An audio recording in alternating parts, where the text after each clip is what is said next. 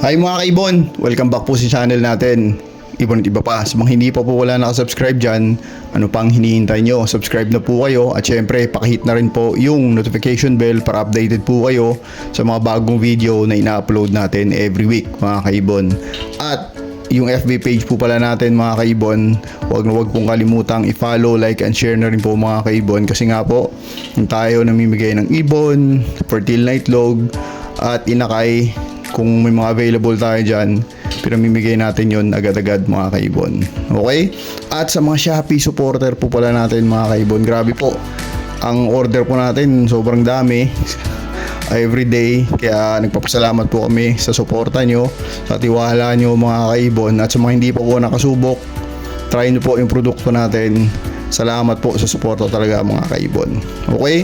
Ngayong week na to mga kaibon, napakasimple lang po ng topic natin pero interesting mga kaibon kasi yung pamagat natin is bad news at good news. Update lang po to sa mga nangyayari sa ibonan natin at mag-a-announce tayo ng good news mga kaibon. Okay? Pero syempre bago natin talakayin o i-discuss yung napagandang topic natin mga kaibon, isi-shoutout muna natin ang mga kaibon nating sobrang solid na sumusuporta sa channel natin. Okay, ngayon syempre mga kaibon, isi-shoutout na po natin ang mga solid na sumusuporta sa channel natin. Unang-una sa lahat syempre PPSM Birds Incorporated, Sir Kaibon Dicky Lennon, Aldrin Martinez, Dan Katian, Ann Pauline Avery, Silvero Magbanwa, El Shermento ng Pampanga, Angelo Villena ng Cabanatuan, Emil Brian Rivera, Jobert sa JTV, pasuporta din po yan mga kaibon. Ridin Bautista, Rolly Villegas, ingat po kayo dyan sir, buhay po kayo. Shoutout din po kay Kaibon Emil Sinidosa ng Binoan Rizal, Sinog Avery ng Tarlac, ENC Mini Avery ng Gapan, Frank Aguilar ng Binoan Rizal, Jasil Kairlang of JPC Mini Avery, FJ Birds kay Rolin Fernandez sa Family Esperguera ng Pambong Bulacan. Solid supporter po natin to. Sina Rowena, James, Betchay. Shoutout din po kay Nino Luis, kay Ogie Paps at YTA Upload. Maraming salamat po sa suporta niyo mga kaibon. Dahil po sa inyo, nagpapatuloy ang channel natin. Okay, ngayon syempre mga kaibon, i-discuss na po natin yung napakagandang topic natin, yung bad news na update natin at yung good news na update natin mga kaibon. Okay? Ano bang gusto niyo unahin mga kaibon? Bad news o good news? Kasi po, kung ako tatanungin nun mga kaibon, ang inuuna ko parate yung bad news. Hinuhuli ko parate yung good news mga kaibon kasi yung good news, yun po yung tatatak.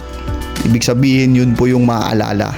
Kaya unahin na natin yung bad news mga kaibon. Okay?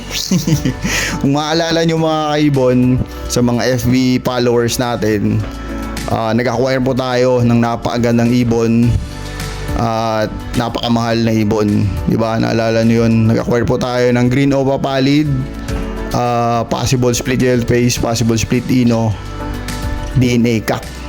Grabe cock pa yun mga kaibon. At yun nga po, unfortunately, namatay po yun mga kaibon. Grabe, napaka unfortunate event na nangyari na namatay yung cock na nakuha natin. Actually, breeder na po siya natin. Kaya napakasakit po kasi okay lang mamatayan ng inakay, wag lang yung breeder na. Kasi pag breeder na, syempre magsiset ka na naman ng bago, maghahanap ka na naman bagong kapares na naiwan niyang hen, di ba? Napakasakit. At the same time, yun nga po, nagpalabas po tayo doon ng malaking halaga. Pero wala, ganun po talaga mga kaibon. Parte po talaga ng breeding po yun mga kaibon. Walang dapat sisihin doon. Hindi mo pwedeng sisihin yung kinunan mo ng ibon o hindi mo rin pwedeng sisihin ng sarili mo. Kasi nga po, may buhay po ang inaalagaan natin. Parte po talaga siya ng breeding at dapat tayo positive pa rin, patuloy pa rin natin yung pag-breed. At yung nangyari nga yung mga kaibon, yung namatay siya, hindi ko nga po alam kung bakit talaga. Hindi ko naman masabi sa sobrang init talaga ng panahon kasi nga yung ibonan natin dito Alas 11 pa lang mga kaibon, nakatutok na yung electric fan dyan. Tapos pagdating kasi ng mga 2:30 to 3 ng hapon, medyo hindi na mainit masyado dyan, malamig na yung ibunan natin. At pinapatay naman natin yung electric fan natin mga alas 4 na, mga 4:30 na minsan mga kaibon. Hanggat kaya, katutok talaga yung electric fan dyan mga kaibon.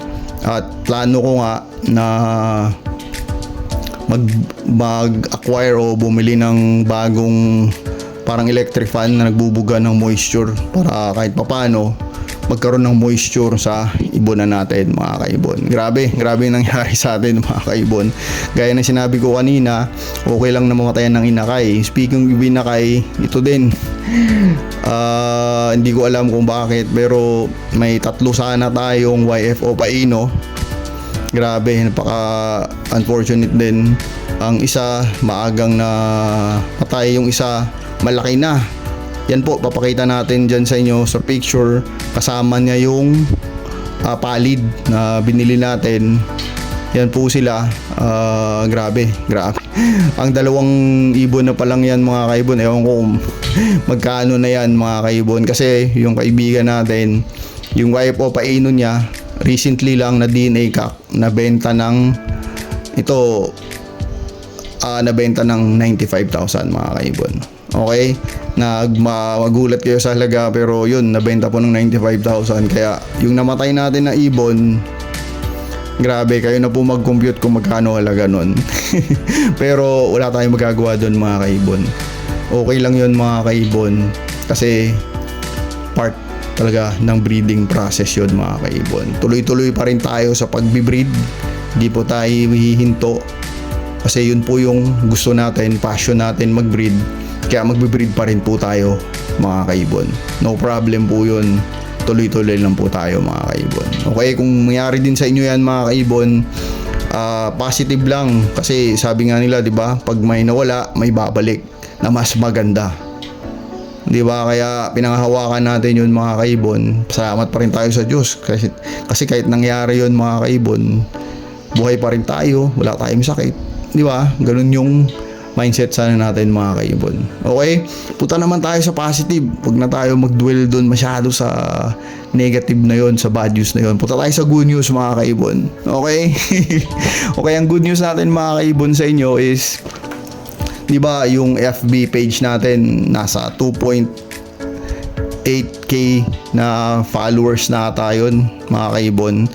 Ang plano natin mga kaibon, since may mga pababa po tayong ibon dyan, actually nakababa na yon yung Lutino Opa, possible split yellow face, at may mga possible split yellow face, possible split Ino din nun nakababa na rin mga kaibon.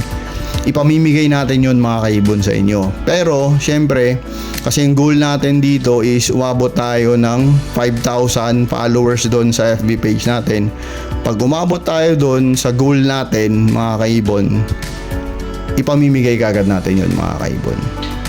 Kita nyo yun mga kaibon, kahit may nangyaring bad news, mamimigay pa rin tayo ng ibon.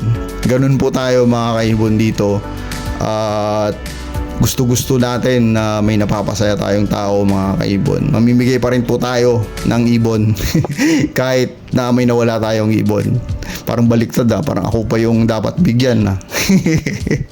Pero wala tayong magagawa mga kaibon. Tayo pa rin po ang mamimigay ng ibon para sa inyo. Pero nga po, yung goal natin is, yun nga, is 5,000 na followers mga kaibon. Okay? Mamimigay pa tayo ng ibon sa inyo mga kaibon. Kaya patuloy lang po tayo sa pagsubaybay sa channel natin at sa FB page natin mga kaibon. At isa pang good news pala mga kaibon, aside sa mamimigay tayo ng ibon, di ba may naiwan siyang hen, yung parisan na yon mga kaibon. Actually pa second clutch na nila yon. Yung first clutch, hopefully mabuhay, may inakay naman mga kaibon, hopefully mabuhay sila. At yung hen for the second clutch, nagtuloy naman, may isang itlog na doon na nakuha natin at nalipat na rin natin para malimliman ng kamoster natin. Bibigyan pa natin yung hen ng mga 1 week siguro. After 1 week, mag-itlog man siya o hindi, hanapan na po siya natin ng kapares mga kaibon. Yun nga yung sinasabi ko mga kaibon na minsan dapat may nakaabang kayo na mga ibon. Like may nakaabang kayong hen o kak kasi hindi nyo po alam kung anong mangyayari. 'Di ba? For example, katulad sa atin ngayon, namatayan tayo ng kak. May nakaabang na po tayo ng mga kak doon sa flight cage natin. Kaya anytime ipapapares na natin yung hen doon at makakaset na naman tayo ng bagong parisan mga kaibon. Ganun po tayo mga kaibon. Minsan mag-isip tayo ng advance kasi minsan hindi talaga natin hawak kung ano yung mangyayari. Ang good news doon is may nakaabang na tayong kak na pwedeng ipares doon kahit hindi man siya palid, pero at least may karga pa ring ino at may karga pa ring yellow face ang nakaabang natin doon mga kaibon. Okay? I-update ko na lang po kayo kung ano yung mangyayari sa susunod mga kaibon. Sana po nag-enjoy po kayo sa munting topic natin ngayon na napaka-interesting mga kaibon. Sa sobrang init, drink a lot of water mga kaibon. God bless po sa lahat ng mga kaibon natin. God bless po sa pamilya nyo, sa lahat ng minamahal nyo sa buhay. See you next time po. Ibon at iba pa. Maraming salamat po. Bye mga kaibon.